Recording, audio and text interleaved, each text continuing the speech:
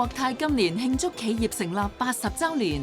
一如以往將繼續發揮企業影響力，回饋社會。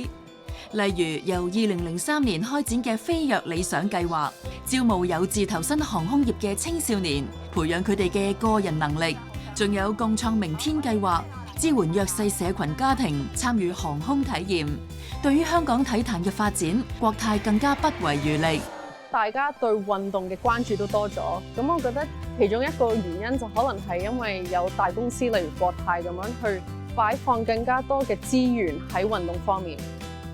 近年咧，我哋成為咗啟德體育園嘅合作伙伴，其中咧最重要嘅一個項目咧就係我哋有50年嘅時間咧都係冠名贊助香港國際7人欖球賽。我哋咁多年咧都贊助香港體壇嘅一個奧斯卡，就係香港傑出運動員選舉，去咧激勵我哋香港嘅運動員積極參與國際嘅比賽，為香港去爭光。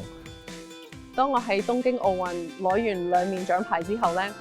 我哋就喺東京搭翻國泰翻嚟香港。咁當我上到機嘅時候咧，啲 flight attendant 就準備咗一個 welcome home 嘅 sign 俾我啦。咁佢哋亦都有一個游水嘅相啦，同埋有我啲相喺度嘅，咁我就覺得好窩心咯。國泰同香港人一樣，以香港為家，80年嚟承擔不變，將世界各地一流嘅文化藝術展覽同體育等項目帶到嚟香港，擴闊香港年輕人嘅眼界，培養佢哋成為各個範疇嘅未來領袖。